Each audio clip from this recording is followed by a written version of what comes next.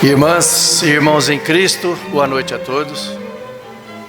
É uma grande alegria poder retornar a esta casa de oração, a Casa Espírita José Xavier, a casa que nos acolhe com tanto carinho, a casa que às vezes alivia as nossas aflições e muitas vezes as nossas dores e nos encoraja a continuarmos a nossa caminhada. Que Jesus, o Mestre de amor das nossas vidas, nos abençoe e nos ampare. Todos os méritos da nossa exposição são para os espíritos auxiliares da codificação. E também algumas opiniões de importantes pesquisadores espíritas que nós compilamos para falar sobre o reino de Deus. O judaísmo antigo, eles não pronunciavam a palavra Deus. Eles diziam o incriado, o misericordioso, o eterno. Também chamavam Adonai, que significa Senhor. Mas mesmo Adonai só pronunciavam se fosse dentro de uma sinagoga. Exatamente em respeito ao terceiro mandamento: não tomarás o nome do Senhor Deus em vão. O evangelista Mateus era judeu como Jesus. Então ele utilizava o reino dos céus para explicar a mesma coisa, sem estar pronunciando o nome de Deus. Mas quando dissemos o reino de Deus, o que é que vem à nossa cabeça? Seria um lugar criado por Deus, de felicidade plena, para onde nós iremos após a morte? Será que esse lugar fica nas nuvens? Fica a milhões de quilômetros no universo infinito? A resposta nós encontraremos no Evangelho de Lucas, no capítulo 17, quando Jesus, questionado pelos fariseus, de que quando chegaria esse reino de Deus tão falado, e o Cristo respondeu assim: o reino de Deus não vem com aparência exterior, nem vão dizer ele ali, ele acolá, porque o reino de Deus está dentro de nós. Então não é um local. Não é um local, é simplesmente um estado puro de espírito, de alma, de plenitude com o Criador. Para mergulharmos nesse assunto, vamos lá no capítulo 3 do livro Boa Nova, ditado pelo Espírito Humberto de Campos, nosso irmão X. No item começo das pregações de Jesus. Após ser batizado por João Batista no Rio Jordão, vindo de Jericó para Jerusalém, para repousar ao cair da noite, sentado nas adjacências do templo como um peregrino, embora sendo uma figura singela, ele se vestia modestamente com uma túnica e um par de sandálias. E ele não passava desapercebido. Ele foi notado por um grupo de sacerdotes que se sentiram atraídos pelo seu olhar lúcido, sereno e profundo. A maioria deles se afastaram sem interesse.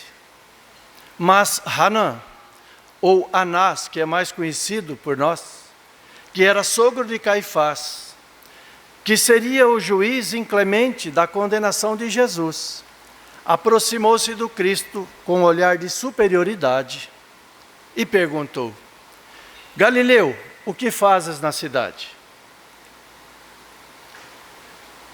Jesus vivia às margens do mar da Galileia e tinha uma crença que as únicas coisas boas que vinham da Galileia eram hortaliças e peixes. Todo o resto não prestava, inclusive as pessoas. Então isso soava como uma discriminação. E Jesus então respondeu para Hanã: passo por Jerusalém buscando a fundação do reino de Deus.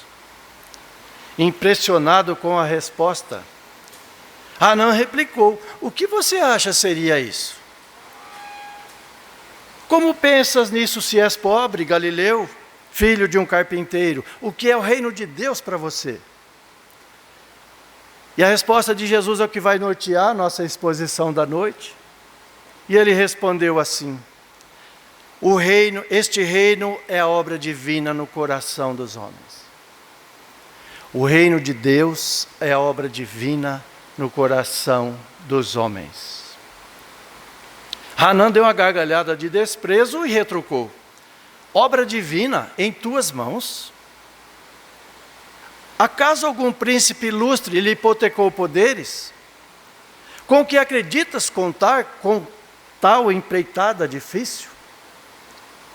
Como se dissesse a Jesus: você não tem dinheiro, você não tem poder. Para Hanã, sem um príncipe para lhe dar cobertura, sem dinheiro para construir a obra, sem um exército de homens para edificar, Jesus não ia conseguir. Mas Jesus respondeu: os meus colaboradores virão de todas as partes. Hanã foi se incomodando com as respostas e disse: claro, existem tolos e imbecis em todas as partes do mundo, mas estás falando de uma obra divina. Mas já viste, Galileu, alguma estátua perfeita construída com barro, com lama? Hanã era muito inteligente, e a colocação dele vinha já da cultura grega. Essa cultura grega, naquela época, já estava invadindo a Judeia. E na Grécia se faz colunas, estátuas dos templos com quê? Com mármore. Então, Jesus disse o seguinte: sacerdote, não há mármore mais formoso do que o mármore do sentimento, do amor. E não há cinzel. Cinzel é aquela talhadeirinha de escultura.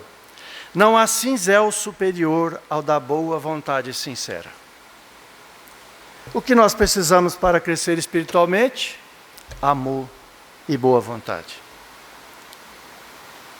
Quando Hanã se cansava de questionar Jesus e ter respostas contundentes, ele começou a mostrar a sua superioridade. E disse: você conhece Roma? Você conhece Atenas? Como se dissesse: você é um galileu, é pobre, você já viajou pelo mundo, conhece outras culturas?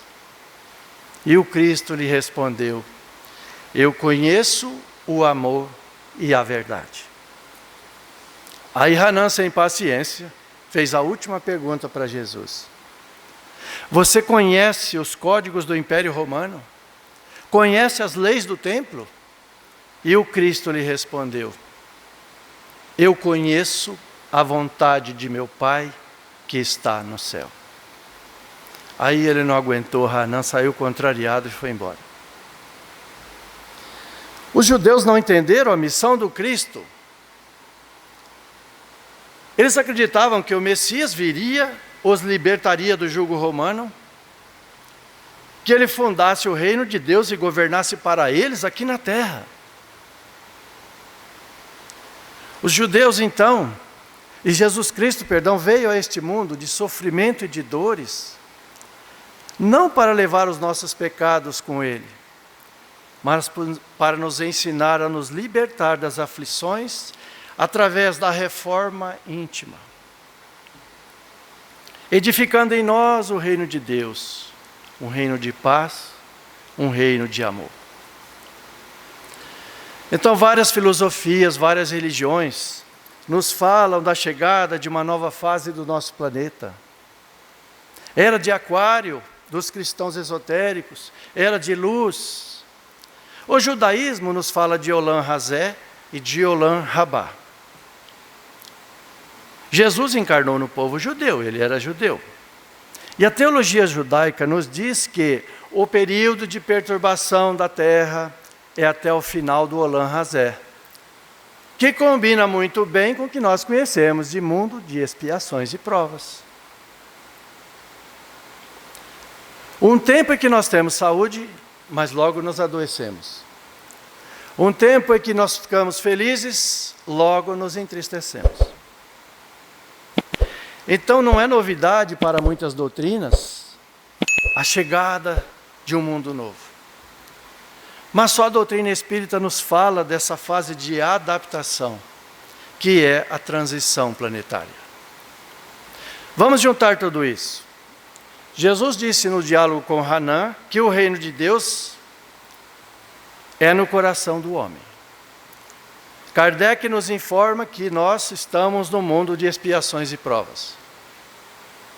E Santo Agostinho, no capítulo 3, Há muitas moradas na casa de meu pai, ele diz que a transição já começou. O que é que nós estamos fazendo com essas informações?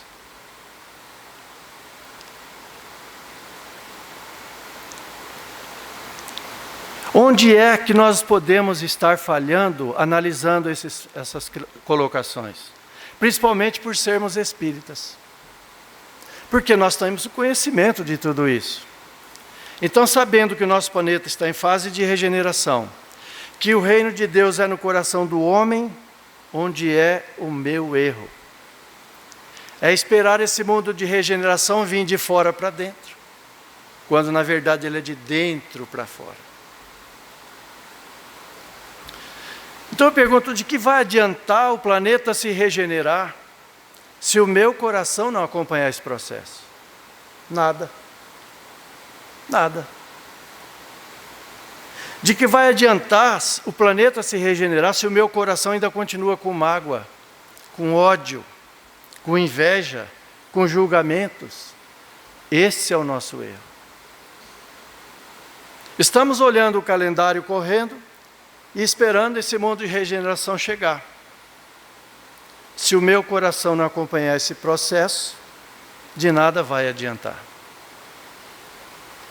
Emmanuel diz claramente no livro A Caminho da Luz, que o que está acontecendo com a Terra, aconteceu com os capelinos, que fala de um orbe em torno de um sol chamado Capela, que é lá da constelação de Cocheiro. Quando aquele planeta se regenerou, aqueles que não acompanharam o processo foram exilados. Muitos vieram para a Terra, para o Egito, para as Índias, para os Árias, as raças adâmicas. Muitos de nós também caímos de Capela para cá. E olha, para nossa tristeza, às vezes os livros abarrotados espíritas na nossa estante. Então, de que adianta, vamos analisar, eu nascer num berço espírita, ter 50, 60 anos de doutrina, fazer todos os cursos que a casa oferece, se isso não se transformar em reforma íntima? Nós estamos correndo o risco de ser exilados de novo. Com todo o conhecimento que nós temos, parece que queremos voltar para a Terra na outra encarnação e continuar sofrendo. Nós sabemos da pluralidade dos mundos, sabemos da lei de causa e efeito, sabemos da reencarnação, sabemos da lei de justiça e corremos o risco do exílio. Se isso não se converter em reforma íntima, vai ser a semente que não germinou. Como diz aquela música de Roberto Carlos. Eu sei que ele um dia vai voltar. Para nós, o Cristo já veio, o Consolador prometido, o Espírito de verdade, está lá no capítulo 6 do Evangelho. Mas voltando à música, vai colher o que de bom nascer, e vai chorar pela semente que morreu, sem florescer. É o que Jesus explicou-nos na parábola do reino. O reino de Deus é o aflorar das sementes do Evangelho no nosso coração. Então a pergunta é, por que às vezes nós vamos na casa do cunhado, na casa da sogra, a gente não se sente bem? Não está legal o clima. Será que se eu tiver o reino de Deus no coração, eu não vou me sentir bem em qualquer lugar? Ir numa Cracolândia, numa penitenciária, junto a moradores de rua, é onde a luz não chega, onde o Evangelho e a esperança não chega. Ninguém quer ir nesses locais. Mas aí a pergunta novamente, se eu tiver o reino de Deus no meu coração, eu vou em qualquer lugar. Então nós vamos ver que não é o lugar, não é o local que nós estamos indo. Está em nós o problema, o nosso nível vibracional, a nossa baixa faixa de amor ao próximo. Por isso, quando decidimos buscar esse reino, não vamos buscar dentro de templos de pedra, em autoridades religiosas, em pessoas. Buscar o reino de Deus em primeiro lugar, que tudo mais será acrescentado, não tem nada a ver com igreja, com religião. Elas nos orientam, nos dão caminho para seguir, todas elas. Mas tem a ver em vivenciar as lições do Evangelho em primeiro lugar na nossa vida. Tem a ver em acolher, em dar a mão, estender a mão àquele que sofre, em exercer a caridade com o próximo. Ter indulgência, ter misericórdia do nosso irmão. Misericórdia é sentir a miséria do outro no nosso coração. Nas obras de André Luiz, ele sempre fazia excursão de uma colônia para a outra, de uma colônia para as zonas de umbralinas. E os seus superiores espirituais os alertavam, olha, cuidado com o que você vai ouvir, vai ter xingamento, vai ter reclamação, vai ter lamento. Eles avisavam André Luiz. Como alertaram quando ele queria vir para a costa terrestre visitar sua família. Falaram, não vai agora, você não está preparado. Mas ele insistiu, foi liberado, chegou na terra, encontrou-se com a sua família, a esposa já tinha casado com outro. E ele sentiu demais. Então, eu pergunto, se André Luiz tivesse o reino de Deus pleno no coração, ele saberia como se comportar, ninguém precisaria orientá-lo. Porque as caravanas de luz, com os espíritos evoluídos, vão onde tem que ir. Vão às zonas umbralinas, recolhem quem tem que ser socorrido. Vão às trevas, socorre quem tem condição de ser socorrido. E retornam para as regiões de luz do jeito que eles saíram. Por quê? Porque eles têm o reino de Deus pleno no coração. Uma outra situação.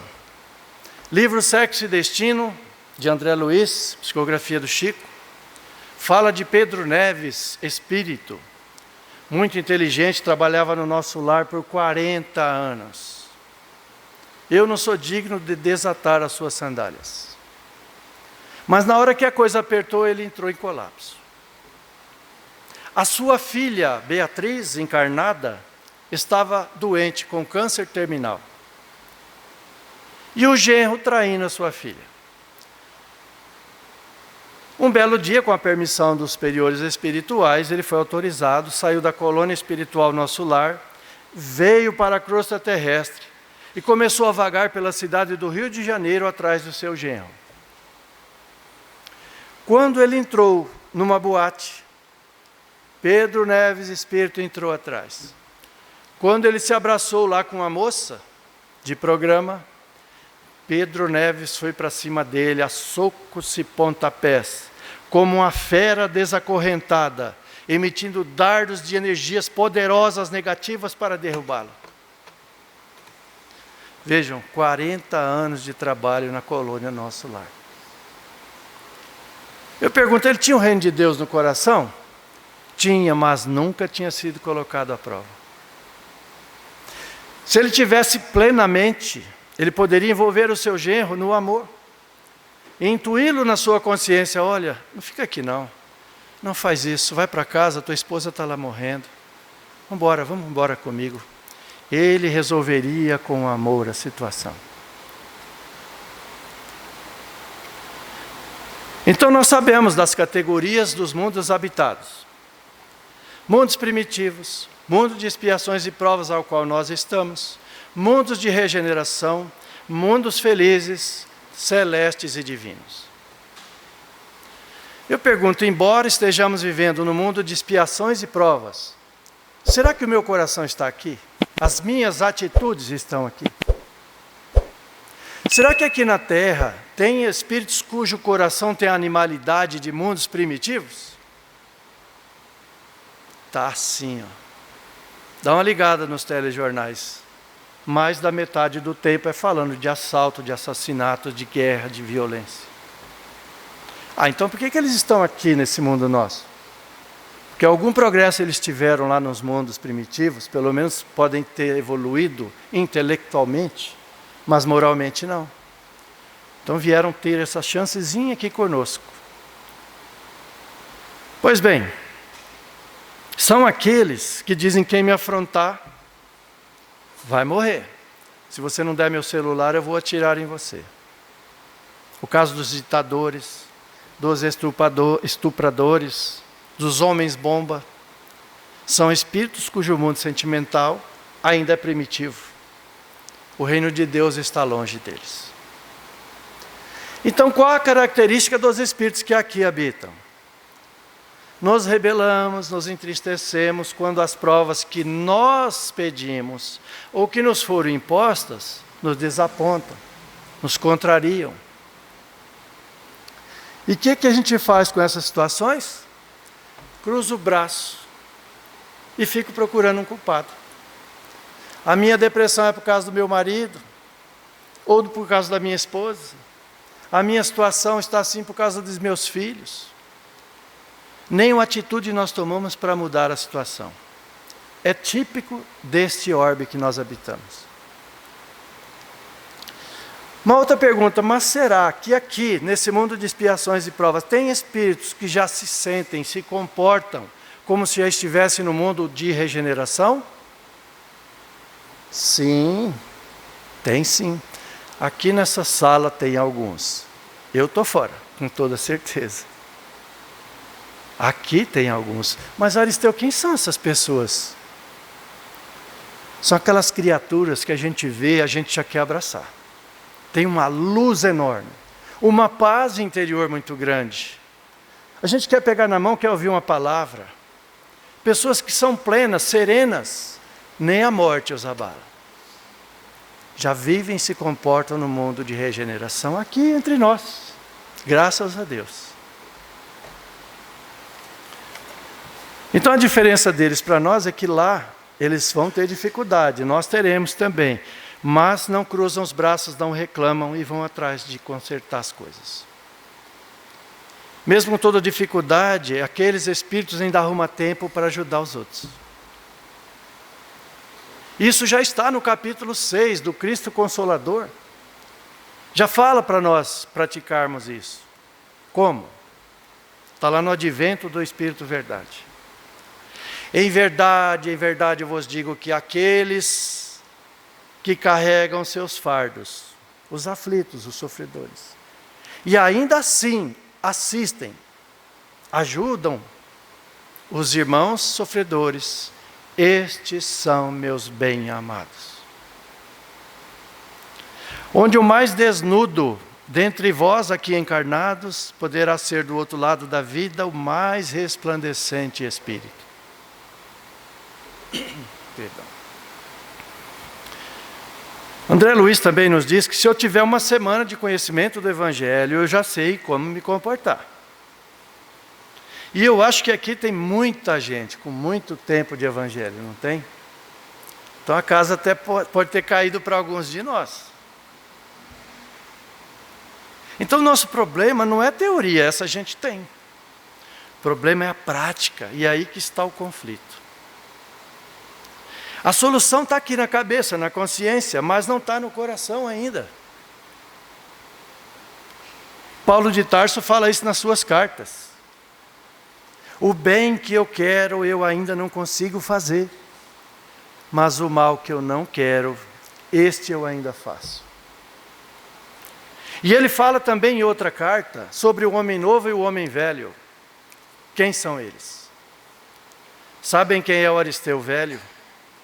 É aquele Aristeu dos mundos primitivos, que matava, que roubava, que fazia guerra quando tinha poder.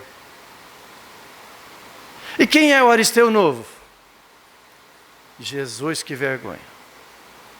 É aquele Aristeu evangelizado, que está tentando domar as más inclinações, como pediu Kardec. Por isso que eu continuo na doutrina espírita ainda. A diferença é que o Aristeu novo quer, mas o Aristeu velho não quer deixar. Os dois ainda se degladiam dentro de mim. Quem vai ganhar essa briga? Aquele que eu mais alimentar. Como é que eu alimento um homem novo? Com vigilância. Orai e vigiai, para não cairdes em tentação. Antes de agredir alguém com palavras ou fisicamente, como disse o Chico, enche a boca d'água e só engula depois que passar a raiva. Então, também com serviço no bem, na caridade, se faz o homem novo. Como praticar a caridade? Benevolência para com todos. Sermos bons para as pessoas. Indulgência com as imperfeições alheias. Todos nós temos defeitos. Não foque nos defeitos dos outros. E o perdão das ofensas. Então, se nós cogitarmos o perdão, perdoando 70 vezes 7 vezes, como Jesus disse para Pedro, nós demos muitos passos adiante. Mas não é tudo ainda. Porque a meta não é ficar perdoando. A meta é não ter o que perdoar. Não ter o que perdoar, mesmo que seja alguma coisa grave que alguém fez para nós. Ah, mas você não sabe o que ele fez comigo, o que ele aprontou comigo. Perdoe. Quem te agride está doente. Está em desequilíbrio. Perdoe. Alivie o teu coração. É bom principalmente para quem é agredido o perdão. Eu pergunto, Deus perdoa? Não. Por quê? Porque Ele nunca se ofende. Ele nos conhece mesmo antes de nós estarmos no ventre da nossa mãe. Conhece todas as nossas virtudes, nossos defeitos.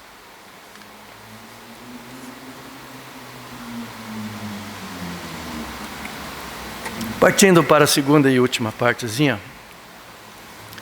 Quando Jesus conheceu Pedro nas praias do Mar da Galileia, Pedro era rude, sisudo, turrão. Depois do convite de Jesus para Pedro e André, o seu irmão, para seguir com ele, a partir daquela data seriam pescadores de homens, Pedro começou a ouvir Jesus e tentar praticar o que ele pedia. Quantas advertências Jesus teve que passar em Pedro para quebrar a dureza do seu coração. Quando ele foi preso, Pedro tirou a espada, cortou a orelha do soldado romano. O que Jesus disse? Pedro, embainha a tua espada. Com a espada que feres, com a espada serás ferido. Lei de justiça. Quando Jesus, na ceia, foi lavar os pés dos discípulos, Pedro puxou os pés e falou, mestre, você não vai lavar meus pés.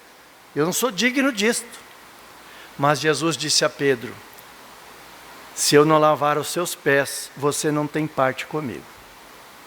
Lição de humildade, de que ninguém é melhor do que ninguém, nem maior do que ninguém.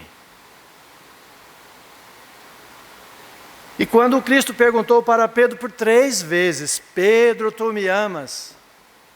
Na terceira vez, Pedro já estava chateado, com Jesus. Mestre, é claro que eu te amo. Eu dou até a minha vida por ti. E Jesus lhe disse, antes que o galo cante, você vai me negar 3 vezes. Lição de modéstia. De conhece-te a ti mesmo para não estar falando coisas, nem prometendo coisas que a gente não pode cumprir ainda. E quando Jesus foi pregado na cruz, voltou para o Pai, Pedro ficou administrando a casa do caminho, trabalhava duro, dias a fio até altas horas, atendendo aquela multidão de peregrinos aflitos. Um dia ele estava cansado demais e disse, 5 horas eu vou fechar a casa. Deu 17 horas, fechou as portas e desabou lá numa cadeira, muito cansado. Foi quando um homem com a túnica abriu as portas e entrou no recinto. Pedro olhou, falou assim: você não está vendo que a fechada, que nós não atendemos mais ninguém hoje? Aquele homem tirou a túnica, era nosso Senhor Jesus Cristo. Pedro então desaba em choro convulsionante. Aí ele entendeu que a caridade não tem dia, não tem hora, não tem lugar para ser praticada. E o mestre disse para Simão: Simão, eu apenas pedi para você que cuide das minhas ovelhas. Quando Pedro ergueu a cabeça, Jesus não estava mais. Pedro estava preparado agora com o Evangelho no coração. O reino de Deus implantado definitivamente na sua vida. Isso está lá no livro Antologia Mediúnica do Natal, ditado por Humberto Campos, nosso irmão X, ao qual fiquei muito feliz. Nós estivemos aqui vendo o nosso irmão Arthur Valadares em janeiro. Ele usou esse mesmo texto para falar de eu vim vos preparar o lugar, lembram? Fiquei muito feliz. Mas o tempo passou. Foram 30 anos de pregações, de milagres que Pedro conseguiu fazer. No sul da Europa, na Ásia, no norte da África. O tempo foi passando, as perseguições foram aumentando. Jerusalém é invadida, o templo foi saqueado. Simão pega e se transfere para Roma. Nessas alturas ele tinha quase 80 anos. Cabelos, barbas brancas, aquele caminhar lento de um idoso, mas o coração do apóstolo não cabia mais dentro do peito. Jesus construiu uma obra divina no coração de Simão Pedro, o seu reino de amor. Foi quando, naquela época, os soldados invadiram o cemitério, que ele se reuniu escondido. Os soldados invadiram, prenderam Simão Pedro e os cristãos. Pegaram Simão com toda a truculência, com toda a violência e o jogaram no cárcere. Pelas grades ele vê homens, mulheres e crianças lamentando, chorando a sua prisão. Ele era um ancião, um avô amoroso, curou muitas pessoas, ajudou muitos romanos inclusive. Mas ele mal tinha forças para caminhar. No outro dia tiraram Pedro da prisão e o levaram para o martírio. Pedro seria assassinado na frente de seus companheiros. E aí Pedro, caminhando a passos lentos rumo à cruz que prepararam para ele numa colina, só pedia para Jesus enviar trabalhadores novos, mais fortes, para continuar a sua obra. Nesse caminho ele sente uma vontade, uma saudade imensa de Jesus. Transportou os seus pensamentos enquanto caminhava para as margens do mar da Galileia, recordando as flores dos jardins de Betsaída, os pomares de Magdala, as maçãs de Magdala, os vinhedos de Cafarnaum. Quando Jesus acordava às 5 horas da manhã para ir pescar com eles. Chegando ao local do martírio, enquanto ele era inebriado com as doces lembranças, anestesiado pela doce lembrança de Jesus, nem percebeu que os soldados o desnudaram, colocaram sobre o madeiro e o crucificaram. Segundo a tradição, Pedro pediu para ser crucificado de cabeça para baixo, porque ele não era digno de morrer como nosso Senhor. A única coisa que ele percebia é que tinha alguém lhe desferindo palavras de injúria. Era Sertório Aniceto, um soldado muito cruel. E ele dizia: morre, seu imundo, seu ladrão de almas, seu bruxo. Mas Pedro estava ali inebriado com as lembranças do Cristo, nem percebia nada disso, não se preocupava com isso. Percebendo que Simão Pedro não morria, que a tarde estava caindo, a noite se aproximava, Sertório Aniceto pega uma pedra enorme e atira certeiramente na cabeça de Pedro. A única coisa que ele sentiu foi um torpor. O sangue jorrava grandemente de sua cabeça. Crucificado de cabeça para baixo, olhando para o firmamento, Pedro se vê fora, saindo daquele corpo em farrapos e ensanguentado. E ele olha e vê se abrir nos céus um clarão de luz enorme. E desse local desce a figura de nosso Senhor Jesus Cristo ao teu encontro. Pedro é levado nos braços para as regiões mais sublimes do plano espiritual, junto ao Cristo.